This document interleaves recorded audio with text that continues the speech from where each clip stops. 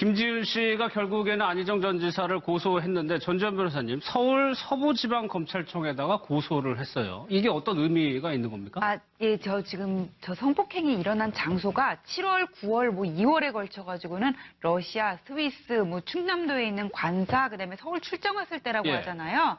근데 이 형사재판의 경우에는 관할이 범죄지가 돼요. 범죄지 아니면 또는 피고인의 주소지 이렇게 되는데 예. 일단 러시아나 스위스에서는 뭔가 고소를 하는 게 어려울 거고요. 거기서 일어난 장소니까. 그다음에 충청남도 쪽에다가 충청남도에 있는 대전지검 같은 데다가 고소를 할 수도 있었지만은 피해자 입장에서는 자기가 지금 머무는 곳이 또 서울이고 하면은 서부지검에다가 고소장을 접수를 하는 게 더 편하다고 생각할 수가 있었을 것 같아요. 그래서 네. 그 서부지검에다 접수를 한 것 같은데 그 안희정 지사가 서울에 출장 왔을 때 일을 했던 장소가 또 이제 마포구 주변이라고 얘기를 해요. 거기가 여의도랑 가깝잖아요. 그렇죠. 그래서 서부지검의 그 관할에 있는 장소에서 뭔가 그런 위력에 의한 간음이 일어났고 그래서 그 변호인들을 통해 가지고는 서부지검에다 고소장을 제출한 것으로 보입니다. 예. 안희정 지사 수사는 김성수 변호사님, 경찰을 거치지 않습니다. 검찰이 바로 직접 수사를 한다는 얘기는 굉장히 빠르게 진행될 수도 있다는 얘기 아닙니까? 예, 맞습니다. 검찰에서 바로 이거를 수사를 하기로 결정을 했는데요. 그 이유는 고소장 자체가 검찰에 접수가 됐습니다. 예. 그래서 검찰에서 일단 접수를 했기 때문에 우리가 먼저 이걸 조사를 하고 지휘를 하는데 수사 자체는 어차피 경찰 단계를 거쳐야 되거든요. 검찰에서 지휘를 해서 이런 부분들을 좀 중점적으로 봐주세요. 이렇게 경찰에 이제 수사를 요청을 하면 경찰에서 수사를 해서 다시 검찰로 올리게 되는데 예. 이게 경찰에서부터 수사를 해서 올라가는 것보다는 검찰에서 바로 일단은 지휘를 하기 때문에 조금 더 신속히 이루어질 가능성이 높습니다. 그리고 예. 검찰에서 또 이게 좀 많이 이슈가 되고 있는 부분이지 않습니까? 그렇다 보니까 이제 더 많이 신경을 쓰려고 검찰에서 직접 이거 수사하겠다고 발표를 한 것으로 보입니다. 예.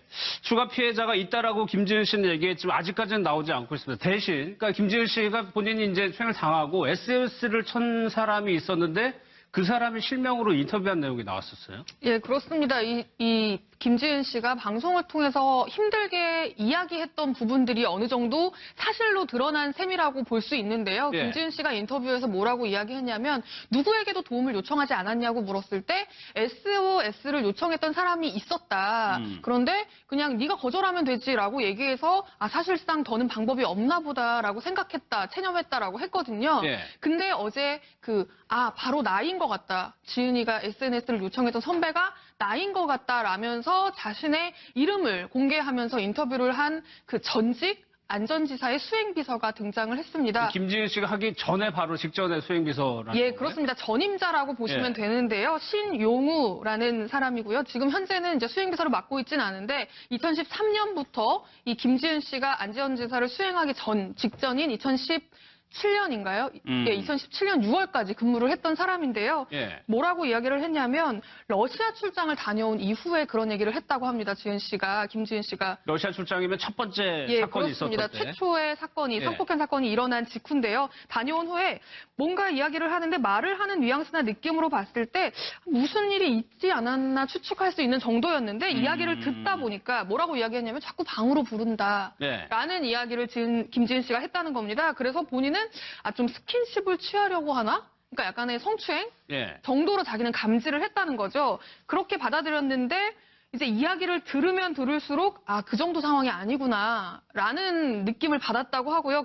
그때 이제 본인이 이야기했던 게 지금도 후회가 된다고 이야기하는데 너만 조심하면 되고 단호하게 거절하면 된다. 그러니까 마치 원인이 너한테 있으니까 네가 대처를 잘하면 될 일 아니냐라고 이제 그렇게 조언을 해줬던 게 지금도 후회가 된다. 예. 그래서 너무 자책감이 들고 지금에서라도 검찰에 나서서 적극적으로 당시 상황을 이야기를 해주려고 한다. 그러니까 지금이라도 이제 도울 수 있는 게 있다면 도와주려고 한다라는 의사를 밝혔습니다. 저는 이게 얘기를 했던 시점이 상당히 궁금했었는데 시점을 얘기해서 첫 번째 사건이 있었던 때 왜냐면 안희정 지사는 합의된 관계라고 주장을 한 적이 있었기 때문에 그렇다면 첫 번째 사건이 있고 난 뒤에 바로 얘기를 했다면 그건 아니라는 증거가 될 수도 있는 네, 당연히 될 수 있는 거죠. 그 안희정 지사 인스타그램에 올렸던 그 내용을 보면은 7월 28일 날 그 레닌그라드에 있는 주지사 답방에 대한 거기에 대한 이게 대응하는 그런 걸로 방문에 대한 답방 취지로 이제 러시아를 방문하면서 비행기 안에서 찍은 풍경을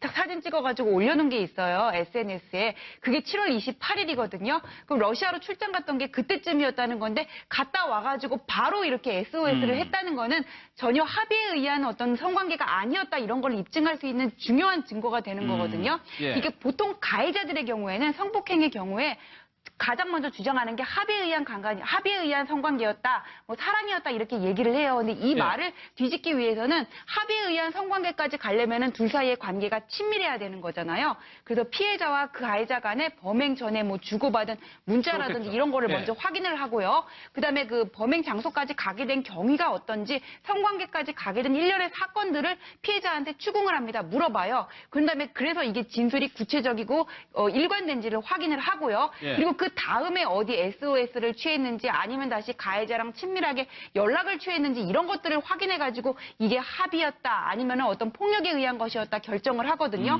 그런데 김지은 씨가 갔다 와서 바로 이렇게 신용우 씨한테 나 좀 도와달라고 SOS를 취했다는 거는 안 지사의 혐의를 입증할 수 있는 중요한 단서 중에 하나가 되는 거죠. 예. 근데 참 이분도 그 당시에 본인의 입장에서 이렇게밖에 말을 못했을까? 네가 알아서 좀 해결해봐라. 피해자에게. 대부분 우리가 그렇게 얘기를 한단 말이에요. 대부분 그렇죠. 근데 그건 잘못된 조언이죠. 예. 그러니까 왜냐하면 그 상황에서 김지은 씨는 할 게 없어요. 그렇게 얘기할 수가 없어요. 지금 김지은 씨 얘기를 들어보세요. 자기가 노라고 얘기할 수 있는 상황이 아니라고 얘기하지 않습니까? 그리고 권력 관계가 있잖아요. 안지사가 갖고 있는 권력을 내가 안 됩니다. 하지 마세요. 못해요라고 말을 못할 정도로 그 권력이 너무너무 센 거잖아요. 예. 그럼 결국 그 상황에서 누군가 도움을 줘서 이 문제를 이슈화시키고 이 문제가 더 이상 일어나지 않을 수 있도록 다른 경찰의 도움이나 다른 도움을 받아야 되는 거예요. 그렇지 않고 피해자한테 거부해라 이렇게 얘기하는 게 어렵다는 거죠. 우리는 늘상 그렇게 얘기하잖아요. 그런데 그 상황에 가보면요. 그게 어려워요. 네. 쉽지 않습니다. 그것도 권력관계 수행비서 입장에서 본인이 수행하고 있는 뭐 도지사잖아요. 그 도지사가 막강한 권력을 갖고 있다는 것도 알고 있고 그랬을 때 본인이 그 거부했을 때 전혀 본인의 거부가 받아들이지 않을 거라고 생각하면 체념할 수밖에 없는 상황이 되는 거예요. 네. 나는 여기서 빠져나갈 수 없구나. 김지은 씨가 와서 인터뷰하면서 그런 얘기 했지 않습니까? 자기가 이 방송이 나오지 않는 이상 도지사의 손아귀에서 빠져나갈 수 없다고 판단했다는 거 아니에요. 그래서 그 선택을 했다고 하면 결국 얼마나 두렵고 떨렸을까. 예. 저 상황에서. 근데 우리는 쉽게 그냥 아니야 하지 마세요 이러면 안 돼요라고 얘기하지만 예. 그게 그 상황에 가보면 상당히 어려운 거거든요. 그래서 알겠습니다. 올바른 방법은 경찰이나 다른 사람의 도움을 받아서 이 문제를 이슈화해야만 예. 거기서 빠져나올 수 있는 길이 있다고 보여집니다. 예. 그러니까 어디서 돌이 날라와가지고 누가 맞았어요. 그러면은 돌을 왜 던졌는지를 물어야 되는데 우리는 돌이 던져올 때 너는 왜 피하지 못했냐 이거를 문제 삼아요. 그럼 지금 이게 같은 것 같아요. 그러니까 피해자의 중심에서 우리가 생각을 해야 되는데 우리가 그 피해자가 어떻게 뭐 반항하지 못했을, 뭐 거부하지 못했을 그런 상황은 간과를 하고 왜 네가 거부를 하지 못했니 이렇게 먼저 책임을 물으니까 자꾸 이런 문제들이 불거지는 것 같아요. 알겠습니다. 최근 들어가지고 지금 안지사 측에서 좀 측근들의 인터뷰가 나오는데 또 하나의 쟁점이 추가 피해자 김지은 씨가 얘기를 했기 때문에 여기에 관심이 모아지는데 일단 이렇게 얘기를 했습니다. 명백한 오보다 절대 아니다. 예, 그렇습니다. 안희정 전 지사의 측근들이 사실상 어제까지는 자취를 감췄었습니다. 연락이 두절돼 있었는데 예. 오늘 오전부터 슬슬 뭔가의 입장을 내기 시작했는데요. 그 입장을 낸 첫 번째가 추가 피해자는 절대 없다. 네. 입니다. 추가 피해자가 있을 수 있다라는 어떤 기사들은 명백한 오보다 절대 아니다. 근데 이거는 명백한 오보가 아니라 이 김지은 씨가 한 말이거든요. 이거는 누군가 어떤 언론사에서 취재를 해서 의혹을 제기한 게 아니라 김지은 씨의 이야기를 그대로 보도를 한 겁니다. 네. 그러니까 사실상 추가 피해자가 더 있다라고 말을 한 김지은 씨의 말은 거짓말이다라는 의미가 되거든요. 예. 그런데 사실상 봤을 때 그렇다면 누구 말이 맞느냐를 따져봤을 때 김지은 씨 같은 경우에는 지금 자신이 성범죄를 당한 성범죄자라고 자신의 인생을 걸고 나와가지고 전 국민이 보는 앞에서 이야기를 한 겁니다. 네. 그 17분간의 고백 중에 이제 추가 피해자에 대한 이야기도 있었던 건데 사실상 김지은 씨 입장에서는 그 17분 동안 한 얘기 중에 정말 아주 조그만 하나라도 사실관계가 틀리게 되면 이 김지은 씨의 주장 자체가 사실이 아닌 걸로 오해될 수 있는 여지도 있거든요. 그러니까 그 말에 부여하는 어떤 무게감은 굉장히 클 수밖에 없는 네, 상황이라고 그렇죠. 볼 수밖에 없기 때문에 예. 지금 이 안희정 씨 측근이 하는 이야기가 어느 정도의 무게를 가지고 지금 이렇게 피해자가 없다라고 단언을 하는 건지 예. 조금 이제 납득할 수 없는 부분이 있고요. 그리고 이 이후에 이 측근이 한 얘기가 있는데 바로 이 얘기를 한 다음에 기자가 물어봅니다. 아니 추가 피해자가 없다고 얘기를 했잖아요. 예. 그러면 김지은 씨가 성폭행 당한 걸 그러면 이전에 알고 있었냐? 언제 예. 알았냐?라고 물어봤습니다. 그랬더니 한다는 얘기가 난 언론 보도 보고 알았다라고 이야기합니다. 그러니까 김지은 씨가 피해를 당했다라는 건 언론의 보도를 보고 알았으면서 예. 추가 피해자가 없다는 건 지금 단언해서 이야기한다는 자체가 이건 어떻게 알고 이야기를 하는 건지 지금 이 측근들이 추가 피해자가 있다 없다라는 사실을 단정해서 이야기할 수 있는 단계조차 아닌데 너무 네. 섣부르게 대응하는 게 아닌가 싶습니다. 예, 보도되기 전까지 김지은 씨 건도 몰랐는데 다른 피해자가 없다는 걸 단언하기에는 조금 애매하다는 거죠. 이것도 뭐 도청에서 누구도 몰랐다는 것도 그 전수행비서는 알았잖아요. 그러니까 이것도 조금 틀린 말인 것 같고. 그렇다면 안희정 지사는 지금 어디에 있는지 상당히 궁금합니다. 충청남도 노조위원장의 얘기를 좀 한번 들어보겠습니다. 우선 연기처럼 사라졌다는 말은 정확한 표현 같습니다. 사건 발생 이틀째 숨어있다는 것은 아주 비겁한 행위라고 보거든요. 아침에도 원래 조회를 했고 직원들하고 전 직원들하고 그리고 또 11시에 충남 노조하고 이제 12년 만에 처음으로 단체 교섭 조인식까지 했어요. 그다음에 오후에 이제 이런 문제가 갑자기 터지면서 흔적이 없어진 거죠. 측근들이 인터뷰가 나오면서 지금 안희정 지사하고 측근들이 뭘 하고 있는지는 공개가 됐어요. 법적 대응을 준비한다는 거죠. 예, 그러니까 지금 뭐 노조위원장도 이야기를 했지만 어제 저희 취재진이 충남도청에 굉장히 많이 가서 여기저기 상황을 물어보고 했는데 다들 한다는 얘기가 처음에는 정말 어떻게 이런 일이? 그러니까 믿기지 않는다는 반신반의하는 분위기였습니다. 그러면서 뭐라고 얘기를 하냐면 지사님이 나와서 상황을 설명하고 정리를 해주시겠죠. 예. 지사님이 입장을 밝혀주시겠죠. 지사님이 우리들에게 뭔가 메시지를 주시겠죠. 라는 답변이 사실상 대부분이었습니다. 그런데 지금 어제 전혀 나타나지 않았고요. 오늘 이 시간까지도 어디서 뭘 하고 있는지 지금 SNS에 죄송하다라는 메시지 하나 올려놓고 지금 사실상 뭐 하는지 전혀 자취를 감춘 그렇죠. 상태거든요. 예. 그러니까 이 도청 근무하는 직원들, 당장의 직원들은 배신감이 굉장히 큰 상황이라고 지금 이야기를 하고 있습니다. 예. 배신감을 넘어서 지금 분노까지 어떻게 이렇게 일을만 버려놓고 이렇게 배신감에 차 있는 직원들을 그냥 두고 연기처럼 사라질 수가 있느냐라는 반응들이 지금 대다수고요. 그런 비난 여론들이 갈수록 커지니까 오늘 오전에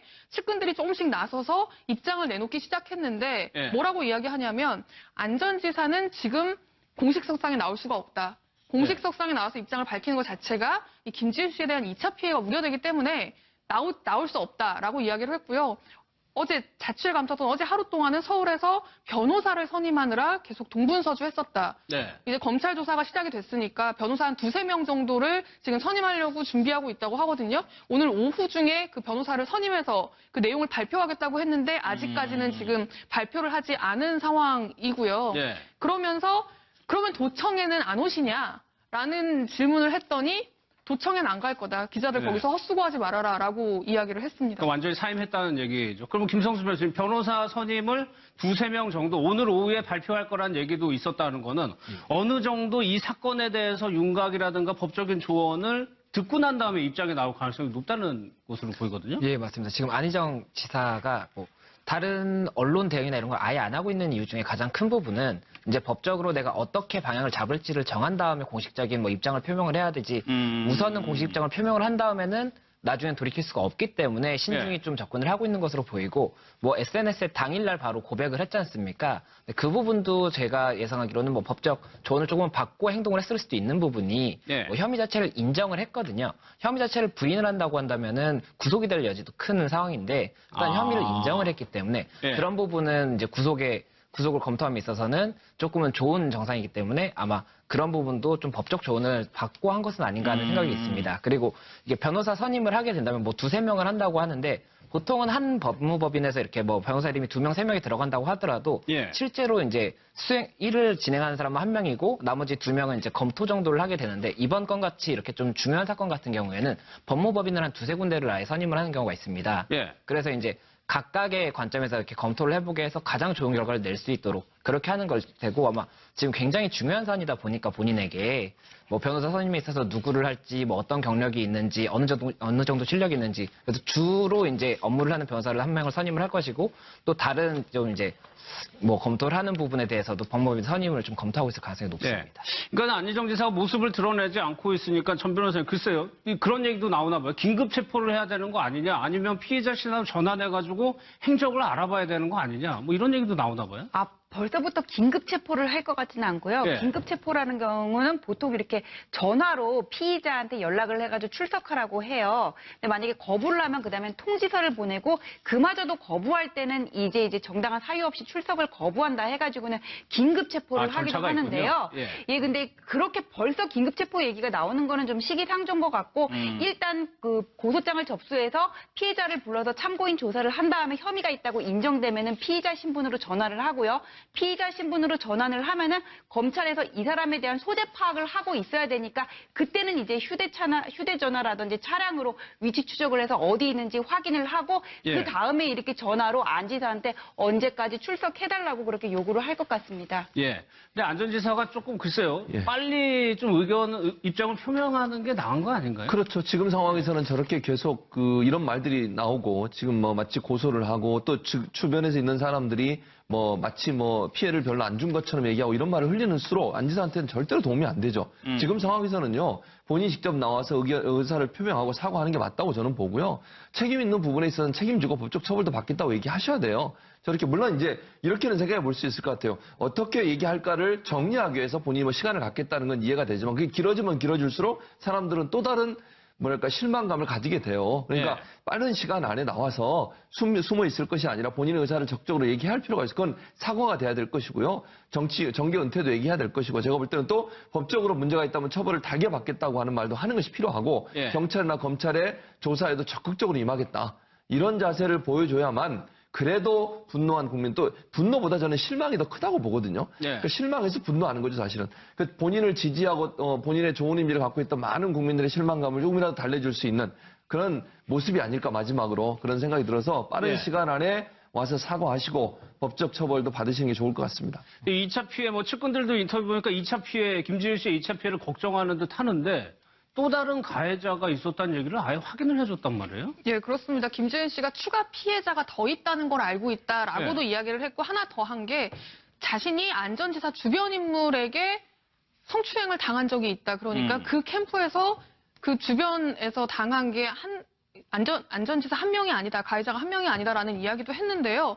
이 부분에 대해서는 너무 쉽게 인정을 했습니다. 네. 추가 가해자가 있고 이게 안전지사 측근이 오늘 한 얘기인데요. 추가 가해자가 있다는 말은 사실이고 예. 그리고 그 추가 가해자는 고위직이 아니라 그냥 수행하는 인원 중에 한 명이다라고 예. 이야기를 했습니다. 그러니까 뭔가 좀 되게 그러니까 상황을 좀 축소시키려고 하는 이야기로 이제 기자들은 해석을 했는데요. 네. 그러니까는 고위직이 아니다라는 얘기를 굉장히 강조를 했거든요. 그러니까 추가 가해자가 더 있다라고 김지은 씨가 이야기를 했을 때 거론됐던 몇몇 인물들이 있습니다. 그러니까 안전지사의 최측근이면서 뭔가 좀 영향력이 있는 다른 사람들이 이제 입방아에 오르내리니까 그걸 어떻게 좀 이제 진화를 하려고 했는지 네. 고위직은 아니고 수행하던 뭐 다른 인원 중에 다른 주변 인물 중에 한 명이다 라면서 그 부분에 대해서는 또 김지은 씨의 말이 맞다고 인정을 했습니다. 알겠습니다. 이 얘기는 굳이 왜 하는지 뭐 기자가 물어보긴 해서 거기에 답하는 과정이긴 했지만은 알겠습니다.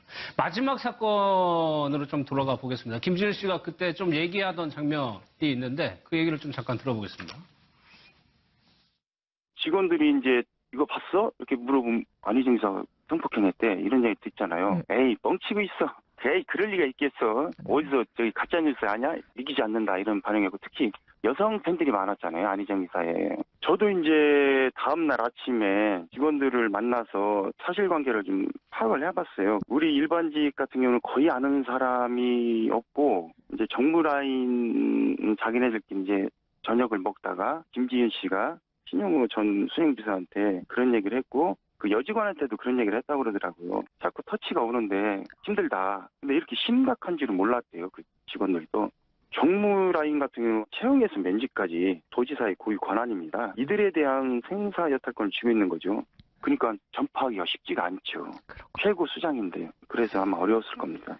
저희도 마지막 사건이 있었던 때, 뭐, 물론 김지은 씨는 관사라고 표현은 안 했지만, 좀 언론에서는 관사라고 좀 해석을 하는 것 같아요. 그런데 그곳이 굉장히 좀 외진 곳이라면서요. 예, 그렇습니다. 지금 홍성인데요. 네. 그러니까는 그 산자락입니다. 용봉산에 굉장히 가깝고 그 관사에서 이제 충남 도청이 내려다 보이는 그런 곳에 위치해 있는 굉장히 좀 외진 곳에 위치해 있나 봐요. 예. 그때 이제 김지은 씨가 뭐라고 이야기를 했냐면 지사가 2월 25일에 저를 밤에 불러서 이제 미투를 보면서 너에게 상처가 되는 걸 알았다라고 얘기를 하면서 그날 또 이제 성폭행이 이뤄졌다고 이야기를 했거든요. 그래서 이제 아마도 관사에 부르지 않았을까라고 이제 추정을 해보는 건데 네. 이 관사가 어떤 곳이냐면 2012년 12월에 만들어졌습니다. 그러니까 원래 충남도청이 홍성에 있지 않았어요. 그렇죠. 대전에 있었고 대전에서 홍성으로 이전을 하면서 관사까지 함께 이전을 해야 되는 상황이 됐는데 그때 이제 관사를 꼭 만들 필요가 있겠느냐. 논란이 될 수 있죠. 예. 최근의 흐름을 보면. 예, 그렇습니다. 예. 뭐 경기도 같은 경우는 관사를 아예 다 도민에게 공개를 해서 그 민박집, 게스트하우스처럼 운영을 하거든요. 네. 보통 옛날식 권위주의 산물이라 그래서 요즘에는 관사 생활을 거의 하지 않습니다. 보통 이제 전셋집으로 아파트를 얻어서 생활하는 경우가 많은데 그래서 그런 논란이 있었는데 그럼에도 불구하고 안희정 전 지사의 굉장히 강한 요구였다고 하고요. 18억 원을 들여서 거의 대지 면적만 650평 네. 그리고 이 건평이 한 70평 정도 된다고 합니다. 그렇게 해서 2012년 12월에 다 지어졌고 그때부터 안 전 지사가 이곳에서 생활을 했다고 해요. 네. 그런데 사실상 이곳에서 혼자 지냈다고 합니다. 그러니까 혼자 지냈다. 두 아들이 있는데 자녀들은 뭐 학교 문제로 다른 그렇겠죠. 지역에 네. 거주하고 있고 이제 그 자녀들을 케어를 해야 되니까 엄마는 이제 그쪽에 주로 가 있는 상황이었고 안전 지사가 이곳에 주로 혼자 있으면서 이제 뭐 저녁에 기자들을 초대하기도 하고 자신들의 측근들을 초대해서 뭐 삼겹살 파티를 하기도 하고 네. 했었다고 하는데 사실상 이곳에서 지금 뭐 범죄가 이루어지지 않았을까 지금 이제 예상할 수 있는 상황입니다. 네. 그러다 보니까 또 그런 논란이 늘 뭐 따라오는 거지만 사실상 혼자 사는 것 치고는 그 비용이 굉장히 많이 나왔었거든요. 네. 그 일반적으로 사실 안희정 지사의 이미지하고는 맞지 않죠. 예. 그러니까 안희정 지사가 보여줬던 이미지는 청렴하고 소박하고 알뜰하고 뭐 이런 이미지잖아요. 그런데 혼자 사는 관사를 저렇게 18억 4천만 원이나 들어서 짓고 물품 같은 것도 8천만 원, 저기 뭐 TV, 냉장고, TV가 4대가 있고요. 냉장고 2대가 있고 식기세척기, 뭐 주방기 이런 게 있다고 하는데 뭐 혼자 사는 물론 이제 손님이 와서 관사를 활용할 경우가 있을 수는 있겠죠. 예. 뭐 예를 들면 충남도에 중요한 손님이 왔을 때 관사를 활용해서 거기서 기거하게 한다거나 뭐 이럴 수는 있을 텐데 그렇다고 활용률은 떨어지는 거 아니겠어요? 호텔을 사용하는 게 훨씬 나을 수 있죠. 예를 들면 이게 지금 월 100만 원의 공과금이 들어가고 연 1000만 원의 관리비가 들어가는 그런 관사인데 예. 그만큼 돈을 들여서 할 필요가 있었을까 하는 생각은 듭니다. 그리고 아까도 언급해 주셨지만 사실은 지금 추세는요. 관사를 없애는 추세예요. 관사가 네. 굳이 필요하지 않잖아요. 아니 그 사인으로 살다가 보니 그 도지사 되면 자기 집에서 다니면 되는 거 아니에요? 꼭 굳이 관사가 있어야 될 이유가 있나요? 예. 저는 뭐 그런 생각이 드는데 그래서 그런 어떤 추세로 본다고 하면 안희정 지사의 저런 행동은 상당히 좀 의아스러워요. 본인이 추구했던 어떤 그 정치의 모습과 예. 실제 저렇게 하는 모습은 상당히 좀 괴리감이 있다 이런 느낌이 듭니다. 관사가 있기는 있어야죠. 다만 그래요? 이게 너무 이렇게 오버하면 안 되겠지만은 네. 자기 저렴한 집에서 다니면 범위내 되잖아요. 자기 집이 다른 데 있을 수 뭐 찬반이 있을 수 있는데 이 관사라는 것이 지금까지 권위주의의 네. 유물로 인식이 되어 그랬었죠. 있었는데 안희정 지사 같은 사람이 이거를 계속 신축을 해가지고 크게 네. 했다는 거는 약간 좀 안 맞는 이미지하고는 안 맞죠. 그러니까 안희정 지사가 평소에 주장했던 정치적 색깔과 이미지하고는 사실 이 관사를 이렇게 18억 4천만 원에 들어서 만든다고 하는 것은 사실은 좀 맞지 않아요. 그리고 아파트 같은 걸 임대에 쓰거나 아니면 그걸 구입해서 그걸 계속 관사로 쓸 수도 있는 거 아니겠습니까? 예. 그런 차원에서 본다고 하면 돈을 절약할 수 있는 방법이 있었을 텐데 저렇게 한 건 사실 이 사실이 알려지기 전까지만 해도 일반인들 잘 몰랐던 내용이잖아요. 그런 예. 차원에서 본다면 안희정 지사의 이미지하고는 조금 맞지 않다. 이건 뭐 알겠습니다. 맞는 것 같습니다. 지금 충남도청의 분위기도 아까 좀 잠깐 들어보긴 했었지만은 뭐 수장도 떠나버리고요. 온갖 소문들이 지금 막 돌아다닐 것 같아요. 그러니까 뒤숭숭하죠. 예. 처음에는 에이 뻥 아니야? 정말 가짜뉴스 아니야? 하던 직원들이 지금은 이제 반신반의를 넘어서 배신감과 분노에 지금 치를 떨고 있는 상황이라고 합니다. 그리고 자신이 충남도 직원이라는 것도 너무 알리고 싶어 하지 않고 그러니까 굉장히 지금 그리고 아까도 얘기했지만 안 전 지사가 그렇게 자취를 감추고 지금 어떤 입장도 직원들에게 내놓지 않고 있는 지금 연임을 했잖아요. 연임을 네. 해서 직원들하고 함께한 시간이 꽤 길거든요. 관사에 산 것만 2012년부터니까 지금 5, 6년 가까이 그렇죠. 6년이 넘었죠. 6년 네. 넘게 지금 도지사로 지사로 모셨던 사람인데 이런 일이 발생하고 어떤 해명도 없이 자취를 아예 감춰버리는 이런 상황이 지금 계속되고 있기 때문에 예. 그런 부분에 대한 불만이 지금 굉장히 배신감으로 다시 바뀌어서 돌아오고 있는 그런 상황인 것 같고요. 예. 더 하나 지금 심각한 문제는 뭐냐면 이 추가 피해자가 있다라는 이야기를 했잖아요. 예. 그 부분에 대해서 이제 조사가 명백하게 이루어져야겠지만 이제 직원들 내부가 술렁이는 거죠. 추가 도청 사람일 테니까. 피해자가 있다면 예. 도청 사람 아니겠냐? 그러면 그 사람은 도대체 누구냐? 라는 식으로 이제 사람들이 이 얘기 저 얘기 하게 되고 심지어는 뭐 제가 같이 몇 번 일했으니까 쟤 아니야? 뭐 얘가 같이 일했으니까 얘 아니야? 뭐 이런 식으로 지금 내부적으로 뭐 찌라시까지 만들어서 돌아다니고 있는 그런 상황이라고 합니다. 그렇기 때문에 더더욱이 예. 안전지사가 입장을 뭔가 뚜렷하게 좀 밝혀줄 필요가 있는데 그런 부분이 지금 되지 않고 있기 때문에 오히려 직원 내부가 더 지금 술렁이고 있는 그런 상황입니다. 네, 뭐 내부라고 단정할 수도 없는 건데 그런 소문들이 막 돌아다닌다는 얘기죠. 아니, 특히 이 안희정 지사 사건은 여성들이 되게 충격을 많이 받았거든요. 예. 그 안희정 지사의 이미지는 샤프하고 지적이고 핸섬하고 뭔가 보수와 진보를 아울러서 새 시대의 합리적인 정치인이었어요. 그런데 여성 유권자들이 가장 분노하는 부분은 남편의 부정행위거든요. 그런데 이런 일이 터져서 저기 형사처벌이 되고 안 되고를 떠나서 부적절한 관계가 있었다는 거는 일단 사실이잖아요. 예. 그래서 이게 향후 지방선거에서 뭔가 대북 정책이 가장 큰 변수가 될 것 같은데 이게 밑으로 옮아가는 거 아니냐 지금 이런 얘기들도 돌고 있습니다. 알겠습니다.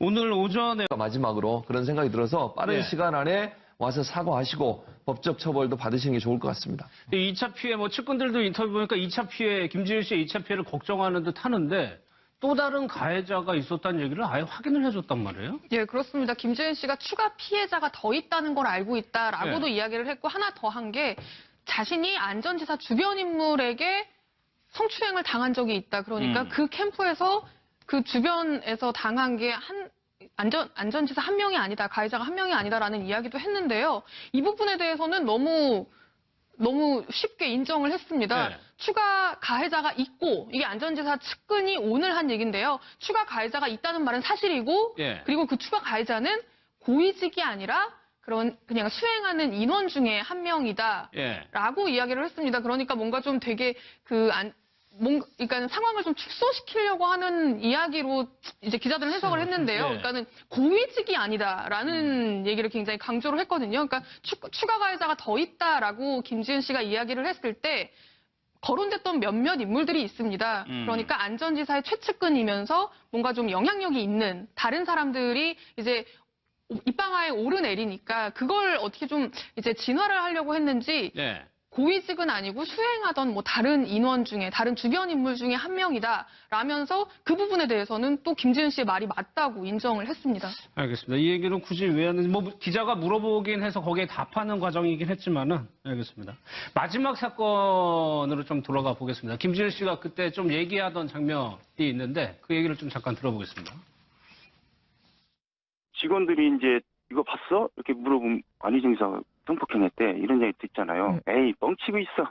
에이, 그럴 리가 있겠어. 어디서 저기 가짜뉴스 아냐? 믿기지 않는다. 이런 반응이고 특히 여성 팬들이 많았잖아요. 안희정 지사에. 저도 이제 다음날 아침에 직원들을 만나서 사실관계를 좀 파악을 해봤어요. 우리 일반직 같은 경우는 거의 아는 사람이 없고 이제 정무라인 자기네들끼리 이제 저녁을 먹다가 김지은 씨가 신용우 전 수행비서한테 그런 얘기를 했고 그 여직원한테도 그런 얘기를 했다고 그러더라고요. 자꾸 터치가 오는데 힘들다. 근데 이렇게 심각한 줄은 몰랐대요. 그 직원들도.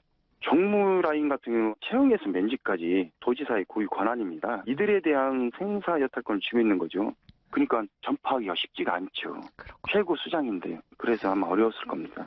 저희도 마지막 사건이 있었던 때, 뭐, 물론 김지은 씨는 관사라고 표현은 안 했지만, 좀 언론에서는 관사라고 좀 해석을 하는 것 같아요. 그런데 그곳이 굉장히 좀 외진 곳이라면서요. 예, 그렇습니다. 지금 홍성인데요. 네. 그러니까는 그 산자락입니다. 용봉산에 굉장히 가깝고 그 관사에서 이제 충남도청이 내려다 보이는 그런 곳에 위치해 있는 굉장히 좀 외진 곳에 위치해 있나 봐요. 예. 그때 이제 김지은 씨가 뭐라고 이야기를 했냐면 지사가 2월 25일에 저를 밤에 불러서 이제 미투를 보면서 너에게 상처가 되는 걸 알았다라고 얘기를 하면서 그날 또 이제 성폭행이 이뤄졌다고 이야기를 했거든요. 그래서 이제 아마도 관사에 부르지 않았을까라고 이제 추정을 해보는 건데 네. 이 관사가 어떤 곳이냐면 2012년 12월에 만들어졌습니다. 그러니까 원래 충남도청이 홍성에 있지 않았어요. 그렇죠. 대전에 있었고 대전에서 홍성으로 이전을 하면서 관사까지 함께 이전을 해야 되는 상황이 됐는데 그때 이제 관사를 꼭 만들 필요가 있겠느냐. 논란이 될 수 있죠. 예. 최근의 흐름을 보면. 예, 그렇습니다. 예. 뭐 경기도 같은 경우는 관사를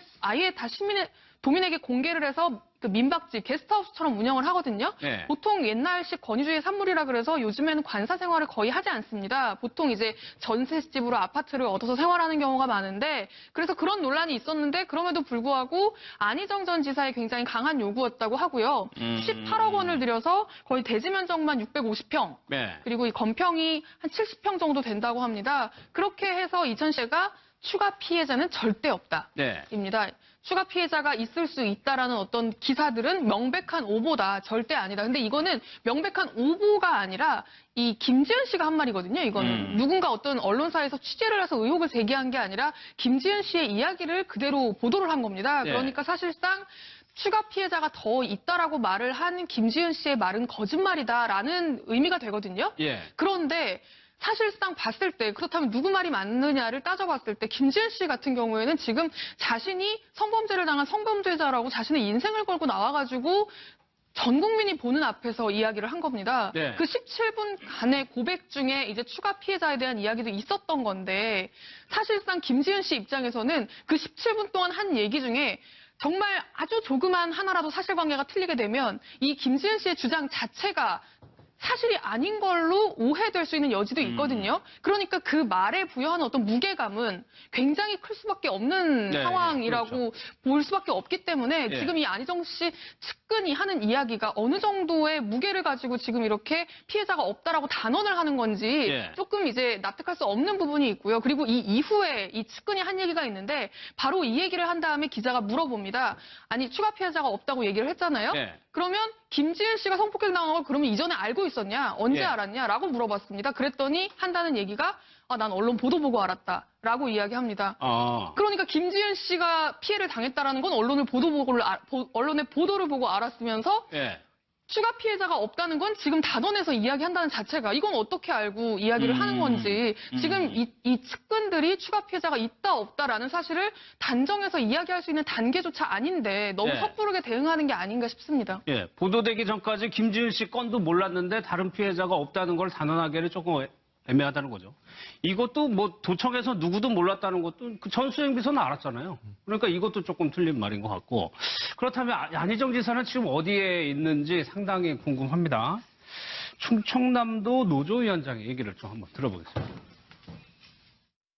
우선 연기처럼 사라졌다는 말은 정확한 표현 같습니다. 사건 발생 이틀째 숨어있다는 것은 아주 비겁한 행위라고 보거든요. 아침에도 원래 조회를 했고 직원들하고 전 직원들하고 그리고 또 11시에 충남 노조하고 이제 12년 만에 처음으로 단체 교섭 조인식까지 했어요. 그다음에 오후에 이제 이런 문제가 갑자기 터지면서 흔적이 없어진 거죠. 측근들이 인터뷰가 나오면서 지금 안희정 지사하고 측근들이 뭘 하고 있는지는 공개가 됐어요. 법적 대응을 준비한다는 거죠. 예, 그러니까 지금 뭐 노조위원장도 이야기를 했지만 어제 저희 취재진이 충남도청에 굉장히 많이 가서 여기저기 상황을 물어보고 했는데 다들 한다는 얘기가 처음에는 정말 어떻게 이런 일이? 그러니까 믿기지 않는다는 반신반의하는 분위기였습니다. 그러면서 뭐라고 얘기를 하냐면 지사님이 나와서 상황을 설명하고 정리를 해주시겠죠. 예. 지사님이 입장을 밝혀주시겠죠. 지사님이 우리들에게 뭔가 메시지를 주시겠죠. 라는 답변이 사실상 대부분이었습니다. 그런데 지금 어제 전혀 나타나지 않았고요. 오늘 이 시간까지도 어디서 뭘 하고 있는지 지금 SNS에 죄송하다라는 메시지 하나 올려놓고 지금 사실상 뭐 하는지 전혀 자취를 감춘 그렇죠. 상태거든요. 예. 그러니까 이 도청 근무하는 직원들, 당장의 직원들은 배신감이 굉장히 큰 상황이라고 지금 이야기를 하고 있습니다. 예. 배신감을 넘어서 지금 분노까지 어떻게 이렇게 일을만 버려놓고 이렇게 배신감에 차 있는 직원들을 그냥 두고 연기처럼 사라질 수가 있느냐라는 반응들이 지금 대다수고요. 그런 비난 여론들이 갈수록 커지니까 오늘 오전에 측근들이 조금씩 나서서 입장을 내놓기 시작했는데 뭐라고 이야기하냐면 안 전 지사는 지금 공식석상에 나올 수가 없다. 공식석상에 나와서 입장을 밝히는 것 자체가 이 김지은 씨에 대한 2차 피해가 우려되기 때문에 나올 수 없다라고 이야기를 했고요. 어제 자취를 감췄던 어제 하루 동안은 서울에서 변호사를 김지은 씨가 결국에는 안희정 전 지사를 고소했는데 전지현 변호사님, 서울 서부지방검찰청에다가 고소를 했어요. 이게 어떤 의미가 있는 겁니까? 예, 저 성폭행이 일어난 장소가 7월, 9월, 2월에 걸쳐가지고는 러시아, 스위스, 충남도에 있는 관사, 그다음에 서울 출장 왔을 때라고 예. 하잖아요. 근데 이 형사재판의 경우에는 관할이 범죄지가 돼요. 범죄지 아니면 또는 피고인의 주소지 이렇게 되는데 예. 일단 러시아나 스위스에서는 뭔가 고소를 하는 게 어려울 거고요. 거기서 일어난 장소니까. 그다음에 충청남도 쪽에다가 충청남도에 있는 대전지검 같은 데다가 고소를 할 수도 있었지만은 피해자 입장에선 자기가 지금 머무는 곳이 또 서울이고 하면은 서부지검에다가 고소장을 접수를 하는 게 더 편하다고 생각할 수가 있었을 것 같아요.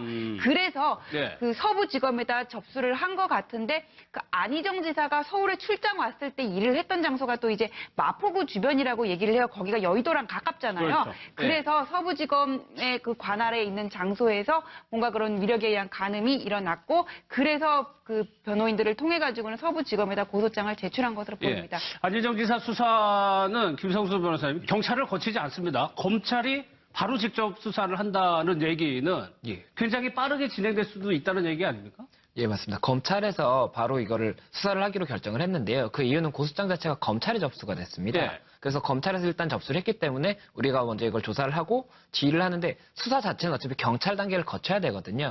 검찰에서 지휘를 해서 이런 부분들을 좀 중점적으로 봐주세요. 이렇게 경찰에 이제 수사를 요청을 하면 경찰에서 수사를 해서 다시 검찰로 올리게 되는데 네. 이게 경찰에서부터 수사를 해서 올라가는 것보다는 검찰에서 바로 일단은 지휘를 하기 때문에 조금 더 신속히 이루어질 가능성이 높습니다. 그리고 예. 검찰에서 또 이게 좀 많이 이슈가 되고 있는 부분이지 않습니까? 그렇다 보니까 이제 더 많이 신경을 쓰려고 검찰에서 직접 이거 수사하겠다고 발표를 한 것으로 보입니다. 예. 추가 피해자가 있다라고 김지은 씨는 얘기했지만 아직까지는 나오지 않고 있습니다. 대신, 그러니까 김지은 씨가 본인이 이제 수행을 당하고 SNS를 천 사람이 있었는데 그 사람이 실명으로 인터뷰한 내용이 나왔었어요. 예, 그렇습니다. 이 김지은 씨가 방송을 통해서 힘들게 이야기했던 부분들이 어느 정도 사실로 드러난 셈이라고 볼 수 있는데요. 예. 김지은 씨가 인터뷰에서 뭐라고 이야기했냐면 누구에게도 도움을 요청하지 않았냐고 물었을 때 SOS를 요청했던 사람이 있었다. 그런데 그냥 네가 거절하면 되지라고 얘기해서 사실상 더는 방법이 없나 보다라고 생각했다. 체념했다라고 했거든요. 예. 근데 어제 바로 나인 것 같다. 지은이가 SNS를 요청했던 선배가 나인 것 같다라면서 자신의 이름을 공개하면서 인터뷰를 한 그 전직 안전지사의 수행비서가 등장을 했습니다. 김지은 씨가 하기 전에 바로 직전에 수행비서라는 예, 거예요? 그렇습니다. 전임자라고 보시면 예. 되는데요. 신용우라는 사람이고요. 지금 현재는 이제 수행비서를 맡고 있지는 않은데 2013년부터 이 김지은 씨가 안전 지사를 수행하기 직전인 2017년인가요? 예, 2017년 6월까지 근무를 했던 사람인데요. 예. 뭐라고 이야기를 했냐면 러시아 출장을 다녀온 이후에 그런 얘기를 했다고 합니다. 김지은 씨가. 러시아 출장이면 첫 번째 예, 사건이 그렇습니다. 있었던 때. 최초의 사건이 예. 성폭행 사건이 일어난 직후인데요. 다녀온 후에 뭔가 이야기를 하는데 말을 하는 뉘앙스나 느낌으로 봤을 때 무슨 일이 있지 않았나 추측할 수 있는 정도였는데 이야기를 듣다 보니까 뭐라고 이야기했냐면 자꾸 방으로 부른다. 예. 라는 이야기를 김지은 씨가 했다는 겁니다. 그래서 본인은 좀 스킨십을 취하려고 하나? 그러니까 약간의 성추행 예. 정도로 자기는 감지를 했다는 거죠. 그렇게 받아들였는데 이제 이야기를 들으면 들을수록 그 정도 상황이 아니구나라는 느낌을 받았다고 하고요.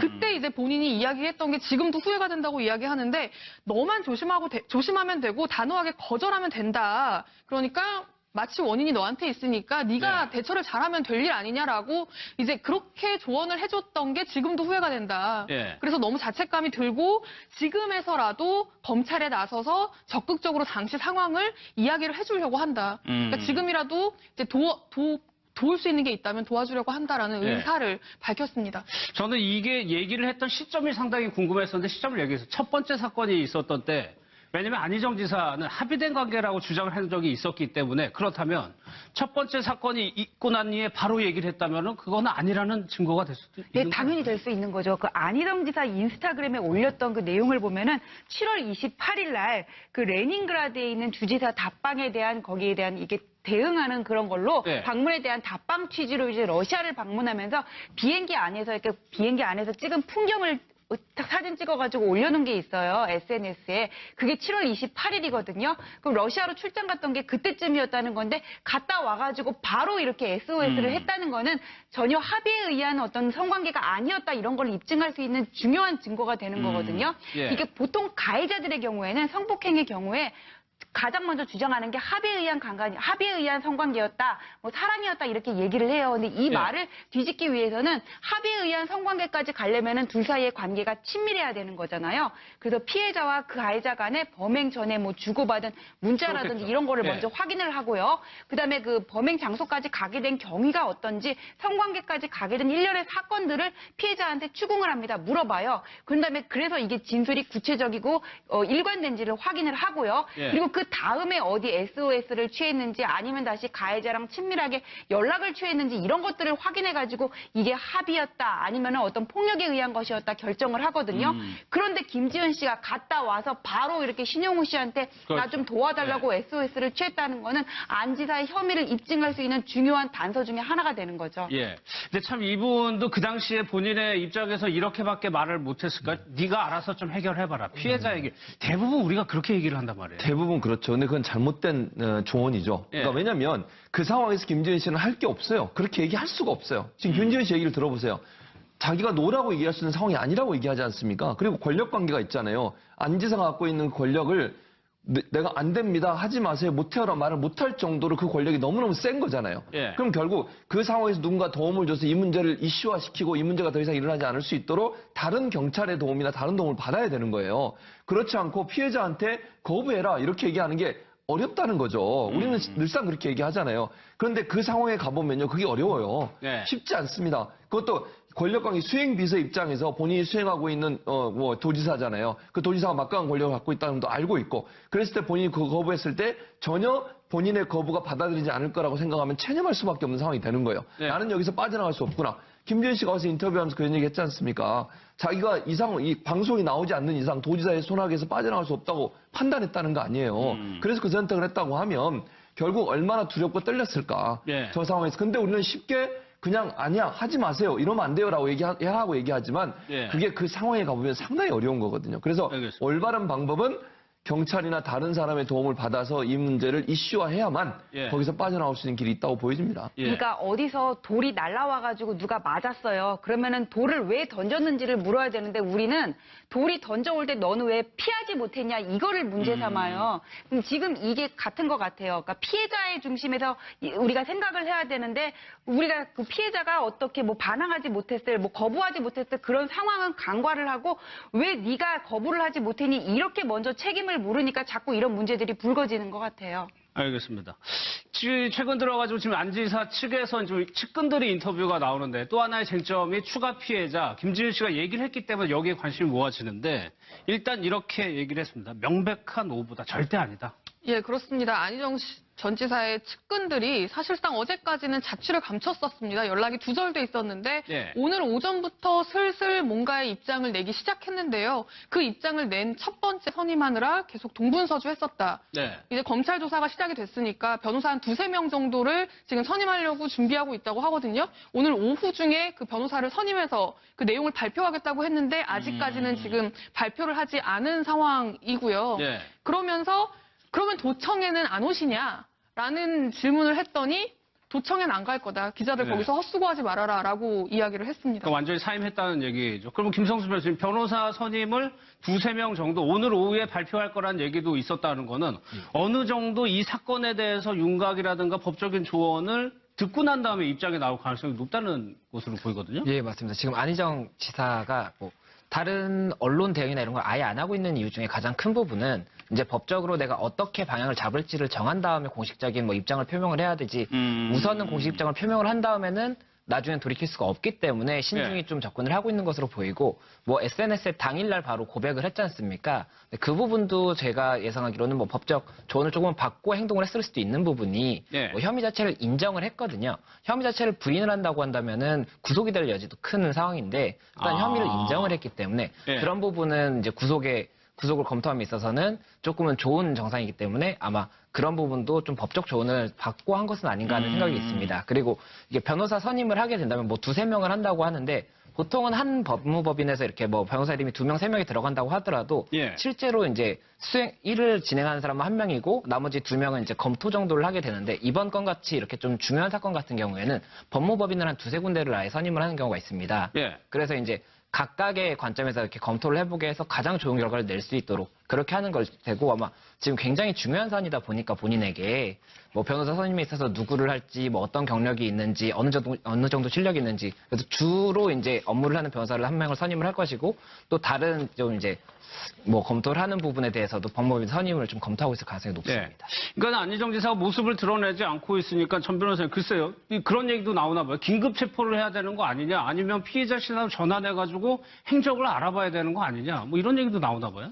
벌써부터 긴급 체포를 할 것 같지는 않고요. 예. 긴급 체포라는 경우는 보통 이렇게 전화로 피의자한테 연락을 해가지고 출석하라고 해요. 근데 만약에 거부를 하면 그다음에 통지서를 보내고 그마저도 거부할 때는 이제 정당한 사유 없이 출석을 거부한다 해가지고는 긴급 체포를 하기도 절차가 하는데요. 있군요. 예, 근데 그렇게 벌써 긴급 체포 얘기가 나오는 거는 좀 시기상조인 것 같고 일단 그 고소장을 접수해서 피해자를 불러서 참고인 조사를 한 다음에 혐의가 있다고 인정되면은 피의자 신분으로 전화를 하고요. 피의자 신분으로 전환을 하면은 검찰에서 이 사람에 대한 소재 파악을 하고 있어야 되니까 그때는 이제 휴대전화라든지 차량으로 위치 추적을 해서 어디 있는지 확인을 하고 예. 그 다음에 이렇게 전화로 안 지사한테 언제까지 출석해달라고 그렇게 요구를 할 것 같습니다. 예. 근데 안 전 지사가 조금 글쎄요. 예. 빨리 좀 입장을 표명하는 게 나은 거 아닌가요? 그렇죠. 지금 상황에서는 저렇게 계속 이런 말들이 나오고 지금 뭐 마치 고소를 하고 또 주변에서 있는 사람들이 뭐 마치 뭐 피해를 별로 안 준 것처럼 얘기하고 이런 말을 흘리는수록 안 지사한테는 절대로 도움이 안 되죠. 지금 상황에서는요. 본인이 직접 나와서 의사를 표명하고 사과하는 게 맞다고 저는 보고요. 책임 있는 부분에 있어서는 책임지고 법적 처벌도 받겠다고 얘기하셔야 돼요. 저렇게 물론 이제 이렇게는 생각해 볼 수 있을 것 같아요. 어떻게 얘기할까를 정리하기 위해서 본인이 뭐 시간을 갖겠다는 건 이해가 되지만 그게 길어지면 길어질수록 사람들은 또 다른 뭐랄까 실망감을 가지게 돼요. 그러니까 예. 빠른 시간 안에 나와서 숨어 있을 것이 아니라 본인의 의사를 적극적으로 얘기할 필요가 있을 건 사과가 돼야 될 것이고요. 정계 은퇴도 얘기해야 될 것이고 제가 볼 때는 또 법적으로 문제가 있다면 처벌을 달게 받겠다고 하는 말도 하는 것이 필요하고 예. 경찰이나 검찰의 조사에도 적극적으로 임하겠다. 이런 자세를 보여줘야만 그래도 분노한 국민 또 분노보다 저는 실망이 더 크다고 보거든요. 예. 그러니까 실망해서 분노하는 거죠 사실은. 그 본인을 지지하고 본인의 좋은 의미를 갖고 있던 많은 국민들의 실망감을 조금이라도 달래줄 수 있는 그런 모습이 아닐까.